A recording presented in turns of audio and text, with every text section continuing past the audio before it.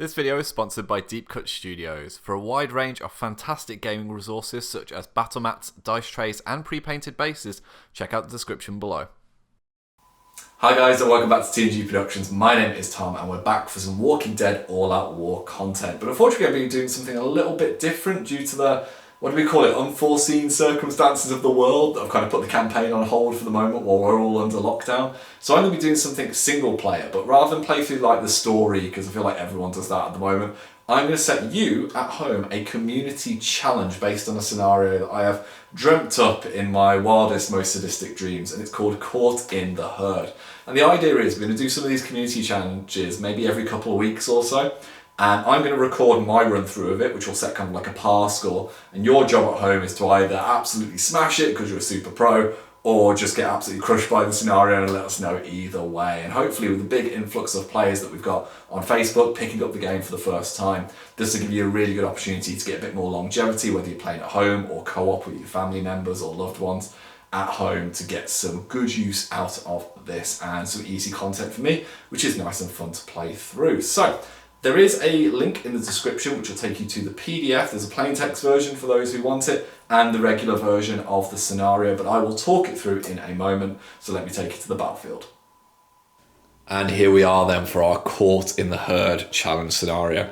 And this is going to be really, really fun for me to try and set a par. I don't know how well this is going to go. But as you can see, poor baby boy Carl here has got himself in a bit of an awkward situation, surrounded by a herd of walkers, and Dad Rick is going to have to come and solve the problem. So they're representing this scenario, Survivor A and Survivor B. Now for this challenge, you've got 100 points to spend, and you can equip 2 survivors maximum, and you can only equip them with a close combat weapon and a ranged weapon. So it depends on where you want to spend that 100 points. So for me, Rick is the Atlanta camp leader, because obviously he's really good and everyone's got access to these two. He's got a .38 revolver, and he's got a basic hatchet. So he's got the majority of my points value, whereas Carl, the Cynthiana survivor, he's just got a .22 revolver. And the reason for that decision is you probably want to stock up this person because they've got to get to the middle. Survivor B, Carl in this case, doesn't actually count as being active at the start of the game. He's just there as a token. He will become active in a moment, and I'll explain how that happens. So anyway, once you've got your 100 points, you set up on the board. Now, the PDF is designed for the Mantic 20x20 board. I'm using one of the Deep Cut Studios 24x24, so all I've done is deploy 2 inches in and put my escape zone 3 inches in, which you'll be able to see on the map on the PDF, just to make it a bit easier, because it's a little bit nicer to film on this map. There's no creases or anything for me to worry about, and it's easier for me to get the camera around with the beautiful scenery.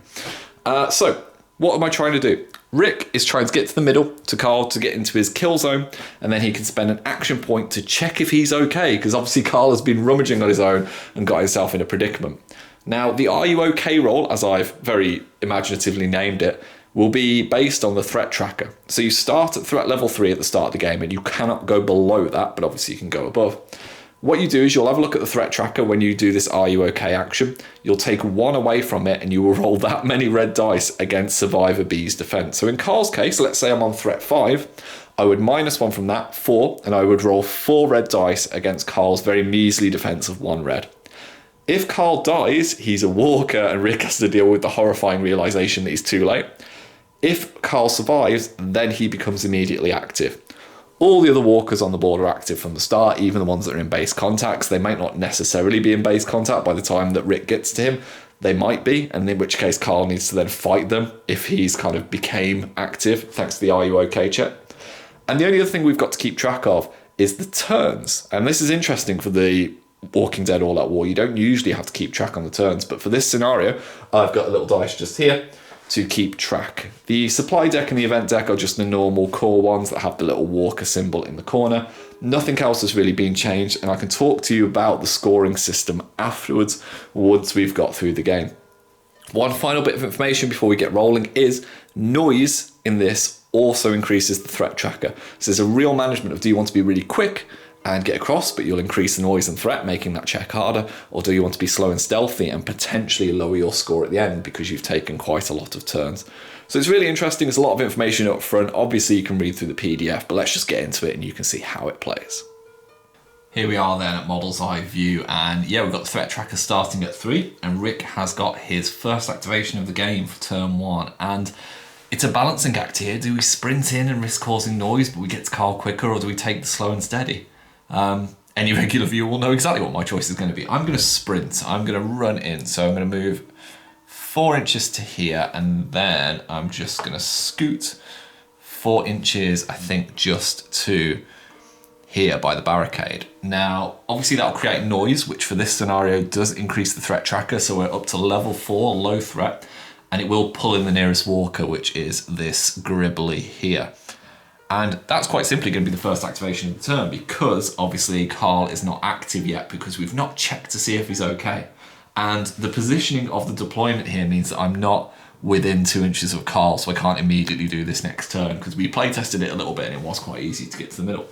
So that being said, then we need to check if there are any walkers who can pile into Rick. There aren't. He's kind of outside of 2 inches of everyone else. So we'll go straight to the event card then. So flipping, we get Pandemonium. Pandemonium. So +1 to the threat level, taking us to level 5. It says on low threat, roll a blue dice and move that many eligible walkers towards the nearest survivor. Then roll a white dice and that many walkers enter play. So let's roll our blue. We move 3 walkers towards Rick. That's going to be painful. And then how many enter play? 1 enters play. So we'll cut away and do that in a sec. Okay, and with that event card resolved, you can see that I've basically moved these 3 walkers here into the terrain, and I have basically just chucked on this old man over on the wing. So we need to see if Rick can deal with this walker that's right in front of him. So he has got a white dice for his melee. We're adding 1 to the threat because there is combat. So we're on level 6 of low threat. And Rick is also getting a white dice because he has a hatchet. So 2 white dice, let's see how he does. He gets 2 successes versus the walker's 1 of 1. So Rick is successful in shoving the walker away and knocking it prone. And we will go over to the end phase just to see if it stands up. So all we have left to do in this end phase of turn 1 is to see if this prone walker stands back up. So we're going to roll a black and white dice, and on a shield it stands up. It does. That's not great at all. So he is back ready for more. And with nothing else to do, because we're playing the single player game, we add 1 to the threat again, taking us to level 7. On to turn 2 then, and we've got some decisions to make, and you can see I've already pre-planned a little bit. So Rick is going to make a sneak action to just about, let's just get this widget out of the way, just about here. So he's within 2 inches of both of those walkers that are near to him. And as his second action, he's going to attempt to try and lower the threat. Now he's going to use his leader ability, which is Stay Calm, which means he rolls a blue dice rather than a 50-50. He can reduce the threat by 2. That's not too bad at all. So it takes it from level 7 down to level 5. So we're still in low threat. And that will conclude his 2 actions for turn 2. At least he's now within Carl's kill zone, so at least we can make use of some cool things in a second. But we need to see what the event card says. So first thing we need to do is put any walkers into melee with people that are within their kill zone. So that'll be both this walker here and this walker coming back for more here. Luckily, Rick is outside of 2 for these ones, but the event card could scupper that. So let's see what we've got. We've got roamers. So all quiet and low threat. Move 1 eligible walker towards the nearest survivor. So let's have an eligible walker who is not going to cause us too much trouble. Let's have this little lady here who's on a supply token. She's going to shuffle, and she'll basically shuffle into the card there and clip that. So that will take us for the event card. Nothing added to the threat, thankfully. So we need to go to the melee phase. So we need to add 1 because there definitely is some combat here. So we're on threat level 6. And we've got Rick facing off against 2 walkers. But luckily he's managed to pull them off his son. So, you know, heroic dad points there. So as we said, Rick has got 2 white dice thanks to his hatchet, but luckily he's got his blood ties ability. So if Carl is in his same group and is within his kill zone, Rick gains a red dice to his melee attacks and his defense rolls, and obviously he's going to attack here. So Rick's going to set the path of the course. Oh, chunky roll. Rick gets 6 with 2 headshots, and the walkers are rolling 3 dice against him because you get 1 for the first walker, and then you get 2 for the one that comes afterwards. So they managed to roll 2 in total. So Rick, like massive dad powers. It's like a mom who can like lift a 4x4 when her child's in danger. He just barrels in and absolutely murders both of these walkers, which is some seriously good work. So somewhat thankfully at the end phase of turn 2, Rick has managed to clear the walkers that were besieging his son. And there's nothing in terms of checking for prone. So all we need to do is add 1 to the threat, which will take us to level 7. meaning that Rick is probably going to want to lower the threat before he checks to see if his son's okay, lest he finds out there's a walker underneath that lucky hat. Oh dear, we've got some big rolls coming in turn 3 then. So Rick is going to lead us off. He is going to use his leader ability to stay calm. He's going to try and reduce our level 7 threat by 3. That's not bad at all, Rick. So he reduces it down to level 4. And that is going to be absolutely critical because now he's going to check to see if his son is okay. So the are you okay check, you have to be within the kill zone of the survivor that you're checking up on. And you roll threat level -1 red dice. So in this case, it will be 3 because we've got threat level 4 against that target's defense. And if they survive, they're all good. They can activate. If not, they are a walker. So 3 red dice against Carl's defense. Let's see how we do. So the walkers currently roll 3 successes. And Carl has got 1 red dice on his defense. Let's see how he does. He rolls 2, fantastic. So he just takes a single point of damage, which drops him to 3. It's worth saying this roll is not subject to the bitten rule as well, because that would be horrendously unfair. So Rick has used both of his actions. He's calmed the threat and he's checked for his son. But now Carl is active in the game. We've got a decision because do we want to try and get a supply token, in which case we can hopefully get a better score at the end of the game, or do we want to try and get off the board as quick as we can, which will improve our score? It's the tricky situation here. I think because Rick has rolled so well on his stay calm check, I think we're just going to try and get Carl off the board as quick as we can. So we've got an 8-inch sprint, which can't quite get us off the board, but it can get us round the back to here. So Carl's first action is going to be to sprint, and that will increase the threat as per the rules of this scenario, taking us to level 5. And it will make noise, which will pull in the nearest walker, which is this one. Carl is then going to attempt to lower the threat. Let's see if he can hold his nerve. He does successfully hold his nerve. Good lad, taking us back down to level 4. Now at this stage, we would check to see if we've got any walkers who can make it into kill zone. So I'm just going to have a little hover and look at this walker. I think this one can shamble its way around to engage Carl. I don't think anything is within range of Rick. No, we're all good there. So let's have a look and see what the event card is. We draw the Hunger. Ooh, so immediately +1 to the threat, taking us up to level 5. Low threat, move 1 eligible walker towards the nearest survivor. Ooh, tricky decisions here. So I could move a completely incidental one, or I could just get one off the board that is potentially going to be a problem. So I think I'm going to go no guts, no glory here. I'm going to move this one into melee with Rick, which I'm probably going to immediately regret.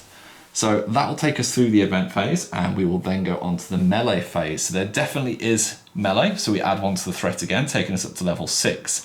And we have got Rick versus a walker and Carl versus a walker. So let's go for the boy wonder first. Let's go for Carl and see what he can do. Now, if you remember, I didn't equip him with close combat weapons. So he's rolling 1 red dice versus the walker's red dice. So let's see what Carl rolls to start with. He gets 1 success, and the walker gets 1 success as well. Survivors win all draws. So Carl will just go, nope, shove that walker away, which is a good way for us to start. Did not want Carl dying when he's on the precipice of getting off the board. Rick, on the other hand, then, he's got no blood ties this time because his son has just left him. So he's got his 2 white dice thanks to his hatchet. He gets 2 with a headshot and then 1 on his other one. The walker can't beat that, but it manages 1 success. So Rick summarily executes it and gets rid of it. And we'll go to the end phase.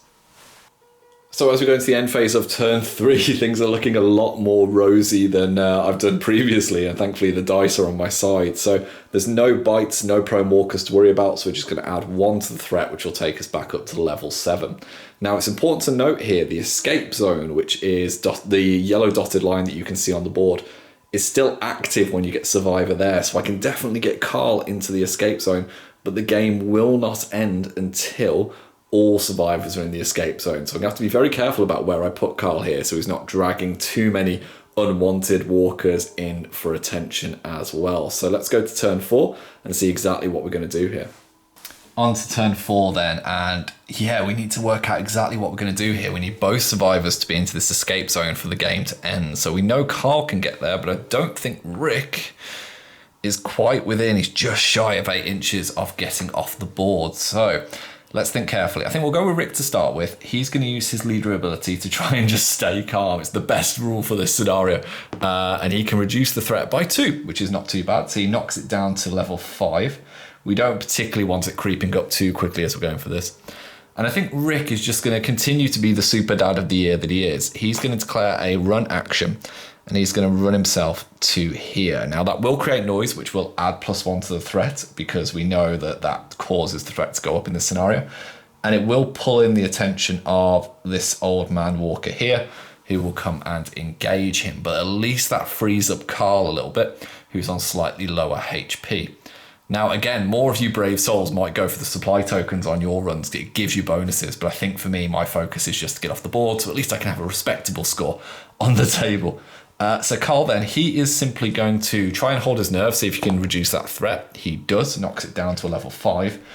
And then he is just going to sneak 4 inches, literally just here into the escape zone. Now, it's worth me saying, this escape zone here, it's technically an inch in on your Mantic mats, but obviously I'm bringing in things 2 inches in. So if walkers are coming in here, Carl is still in play, so we have to be very careful about what we draw. So, speaking of which, let's see if any other walkers pile in. I don't think we've got anyone else nearby to Rick, it's just this one here.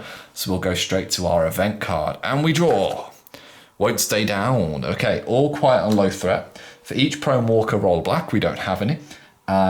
If there are no prone walkers, add 1 to the threat. So we go up to level 6, which isn't too bad. There is melee, so we'll go up to level 7. It wants to be at level 7 this game. It seems to be the consistent number. And we've got Rick versus a walker. Now, unfortunately, Carl is not in Rick's kill zone, so he's just rolling his 2 white dice versus this walker. Rick gets 4. That's not too bad at all.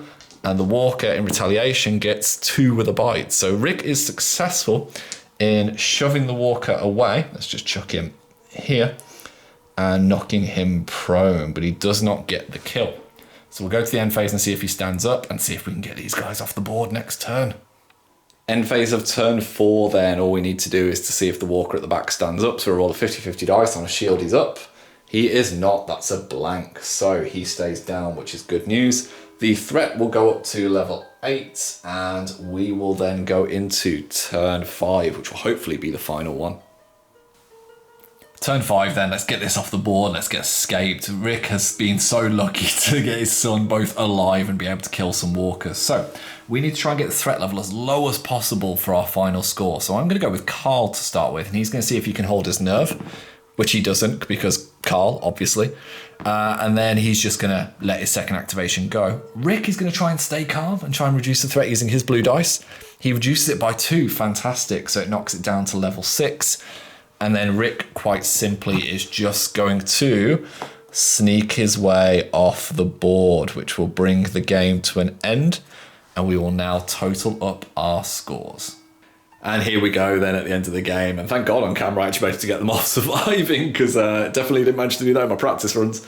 I've got very lucky here. So we're going to work out our scores now, and I can tell you exactly what the par will be for this challenge. So if you remember, I told you to keep track of your turns as well as keeping track of your threat level. And that is because this is how the score is calculated. And as in golf, the lower your score, the better. So to start with, your total score begins with your threat level. So for me, it'll be level 6. And then you add or minus the following modifiers. So for each turn the game has taken, you add +1. For each survivor that was bitten during the game, you add +1. If a survivor became a walker, you get +2, so including the one that was in the middle. However, if both survivors manage to escape, that is worth -3. And if you collect a supply token, each one is worth -2 to your overall score. So mental maths here on camera, I apologise in advance for this. So I've got a threat level of 6, and my +1 for each turn taken will be 5. It took me 5 turns to finish. That takes me to 11. None of my survivors were bitten. None of them became walkers, thankfully. But both survivors were able to escape. So 11 minus 3, I believe, according to my terrible mental math, is a score of 8. So the par for this challenge, ladies and gentlemen, will be a score of 8. So let me see how you guys can do. Well then, you cannot imagine the fear that I had when I sat down to record this of just Carl just getting swept away with that first dice roll. So I'm glad that both got off the board and survived. But there's definitely room for improvement over my score, which I'm sure you'll be able to achieve. Now I bet the hardcore amongst you are probably already thinking about lists and combinations with that 100 points of how you can get through the scenario. And there definitely will be ways that people coming up with things that can kind of cheese it.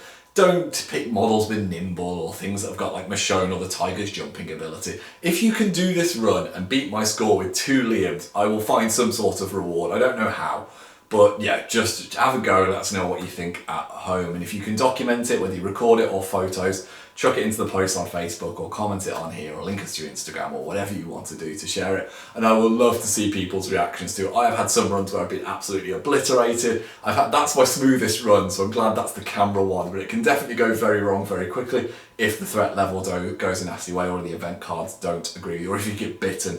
So I'd be really interested to see what people's responses are. If you've enjoyed this and you want us to come up with more, obviously there's myself, there's Paul, there's Ian, there's Ben, there's plenty of us that can come up with some ideas and scenarios. So let us know in the comments below or let us know on Facebook and we will get working on the next one. We'll try and keep it nice and simple with the models that we use so that they're available for everyone. But if you've got some cool ideas as well, please do not hesitate and I will get it recorded. We've got a big array of scenery that needs using, so we might as well get some use out of it.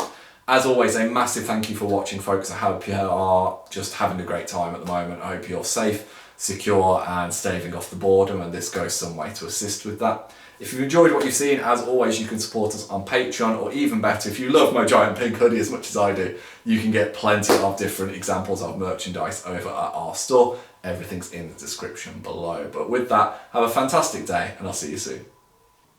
Hi guys, thank you very much for watching our content. It means the world to us. If you'd like to see some more videos, they should be over here. And if you'd like to support our channel, keep these lights on. You can find links to our Patreon and merchandise in the description below. See you later.